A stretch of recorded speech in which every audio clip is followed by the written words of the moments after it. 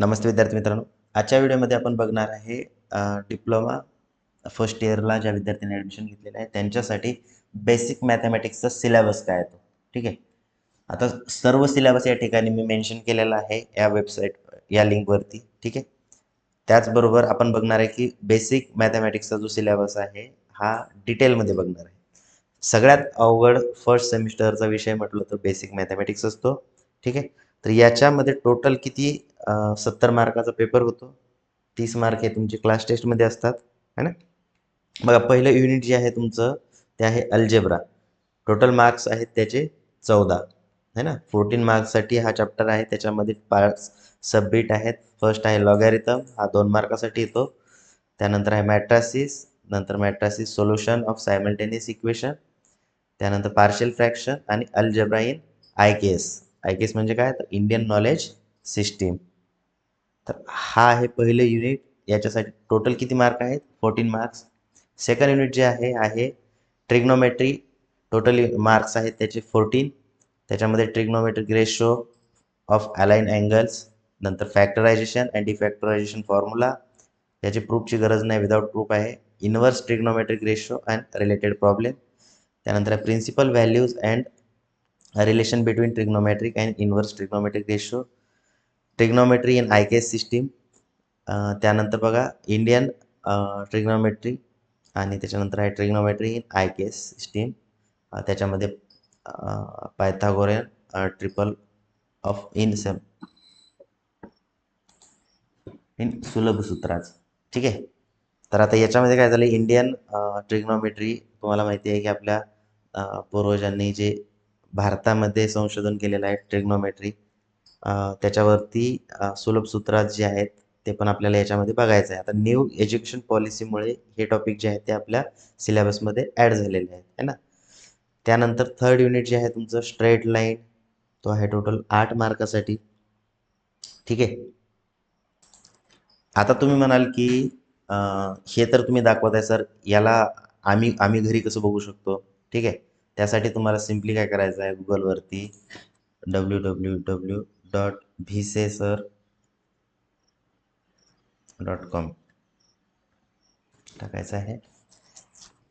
टाकलं की तिथं एक नंबरलाच आपला MSBT डिप्लोमा के स्कीम सिलेबस येतो. त्याच्यावरती क्लिक केलं की तुमच्यासमोर हे जे सिलेबस आहे हे येऊन जाईल. ठीक आहे. थर्ड युनिट होतं आपलं स्ट्रेट लाईन. टोटल मार्क्स आहेत 8. स्ट्रेट लाईनचे हे खाली 5 पॉईंट आहेत. ठीक आहे. तर ते पण आपण बघणार आहे अगदी सोप्या भाषेमध्ये विद्यार्थी मित्रांनो. ठीक आहे. त्याच्यानंतर बघा चौथं युनिट जे आहे ते डिफरन्शियल कॅल्क्युलस आहे, जे आहे टोटल 20 मार्काला. ठीक आहे. युनिट थोडंसं मोठं आहे, ज्याला तुम्ही 10वीमध्ये डेरिव्हेटिव्ह म्हणत होते. ओके. तर त्याच्यामध्ये बघा येतं फंक्शन्स अँड लिमिट. त्याच्यानंतर functions and limit, concept of limit without example है ना. याच्यामध्ये वरती आहे ते सिम्पल एक्झाम्पल्स आहेत ते.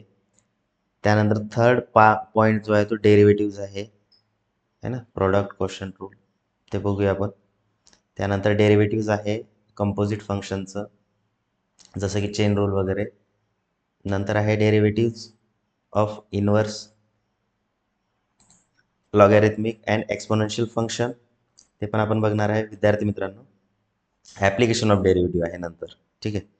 त्याच्यानंतर आहे कॅल्क्युलस इन IKS सिस्टीम है ना. डिफरन्शियल कॅल्क्युलसचा यूज इंडियन नॉलेज सिस्टीममध्ये कसा केला जातो ते पण आपल्याला बघायचं आहे. ठीक आहे.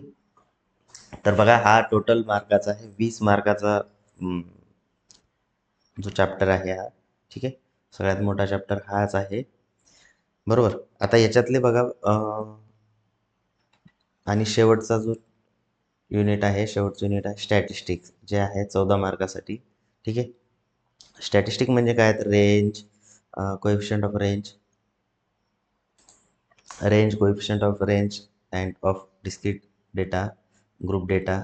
त्यानंतर मीन डेरिव्हेशन, स्टँडर्ड डेव्हिएशन. ठीक आहे. Mean deviation and standard deviation from mean of group and ungroup data.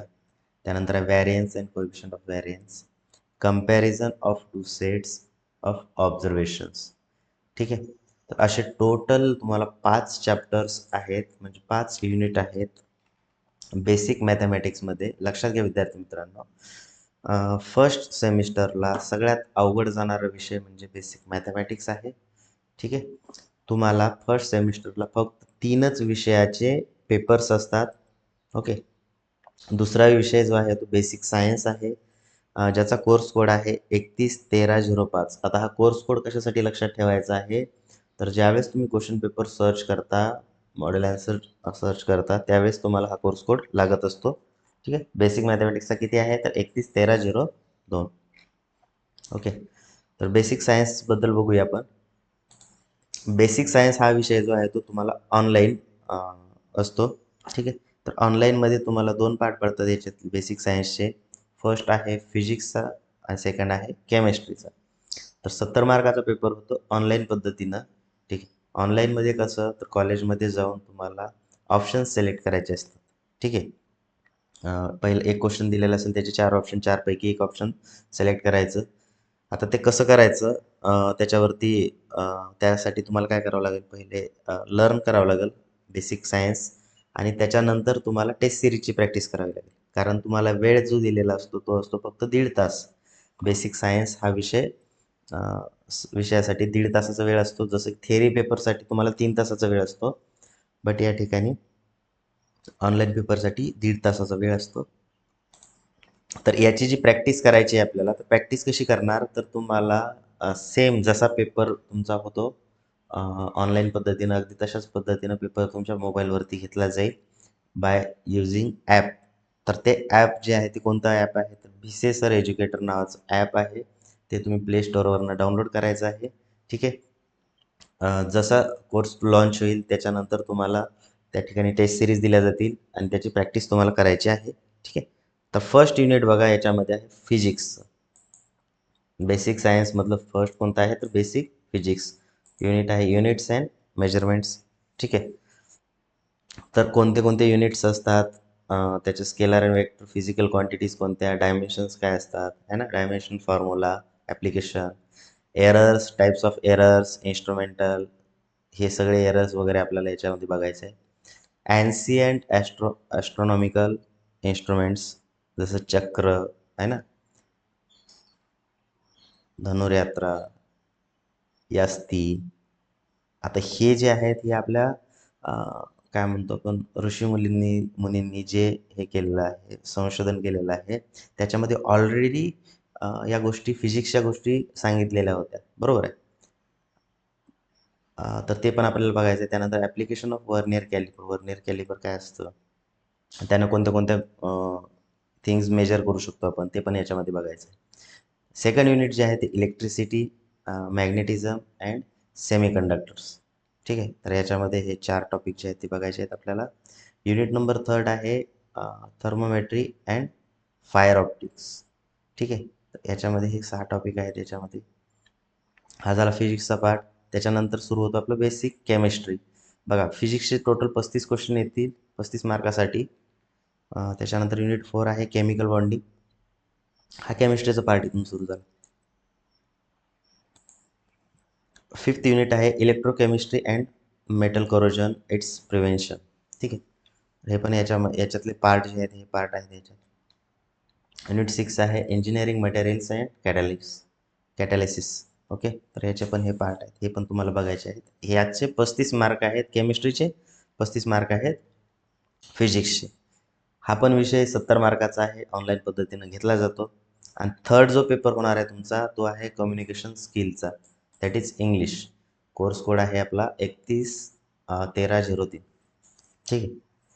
हा पण पेपर होता. तर तिसरा पेपर आहे, शेवटचा पेपर आहे. याच्यानंतर जे सब्जेक्ट आहेत ते तुमचे प्रॅक्टिकल सब्जेक्ट आहेत. ओके. तर फर्स्ट युनिट जे आहे व्होकॅब्युलरी. पेपर किती मार्काचा होणार आहे तुमचा, 70 मार्काचा. व्होकॅब्युलरीमध्ये तुम्ही जे 10वीला इंग्लिश होतं तुम्हाला, सिलेबस तोच आहे, त्याच्यापेक्षा मी तर म्हणेल कमीच सिलेबस आहे याच्यामध्ये. 10वीला जर तुम्ही व्यवस्थित प्रॉपरली केलेला असेल इंग्लिशचा स्टडी, तर तुम्हाला याच्यामध्ये वेगळं काही करायची गरज नाही. ठीक आहे. व्होकॅब्युलरीमध्ये बघा, जसं की ओवल्स काय असतो, प्रिफिक्स काय असतो, सफिक्स काय असतो, सिनोनिम्स अँटोनिम्स, नंतर होमोफोन्स आहे ना, हे एवढे पार्ट बघायचे आहेत. युनिट नंबर 2 आहे पॅराग्राफ्स अँड डायलॉग रायटिंग. याच्यामध्ये 2 पार्ट आहे त्याच्यात. नंतर कॉम्प्रेहेन्शन म्हणजे काय, तर सीन अनसीन पॅसेजेस जे आहेत पॅसेजेस दिला जातो तुम्हाला आणि पॅसेजेसवरचे क्वेश्चन्स जे आहेत ते तुम्हाला विचारले जातात. म्हणजेच काय, तर पॅसेज म्हणजे एक पॅराग्राफ दिला जातो. ते पॅराग्राफ वाचून तुम्हाला काय करायचं आहे, तर त्याचे आन्सर द्यायचे आहेत. म्हणजेच काय, तर क्वेश्चन पेपरमध्येच त्याचे आन्सर असणार आहेत. तुम्हाला तिथेच पाहून फक्त तुम्हाला आन्सर द्यायचे आहेत. ओके. त्यानंतर आहे कम्युनिकेटिव्ह लँग्वेज. तर कम्युनिकेटिव्ह लँग्वेजमध्ये बघा टेक्निकल ऑब्जेक्ट्स असतात, पिक्चर डिस्क्रिप्शन आहे ना, नंतर डायरी एंट्री आहे. तर हे पार्ट आपल्याला बघायचे आहे. आणि नंतर येतो बघा शेवटचा, त्याच्यामध्ये आहे प्रेझेंटेशन स्किल.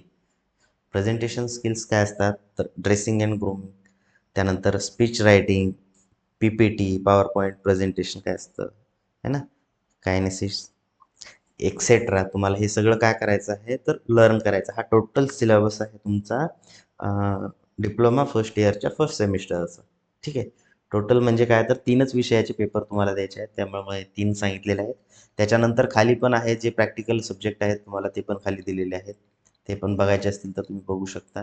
ठीक आहे. यावेळेस बघा yoga and meditation Naveen course launch झालेला आहे है ना, तर त्याच्याबद्दल पण दिलेलं आहे है ना. तर हे प्रॅक्टिकल सब्जेक्ट आहेत, हे तुम्ही सिलेबस नंतर बघू शकता. ओके. याची लिंक डिस्क्रिप्शन बॉक्समध्ये दिलेली आहे. जर तुम्हाला सिलेबस टोटल बघायचं असेल तर बघू शकता. ठीक आहे.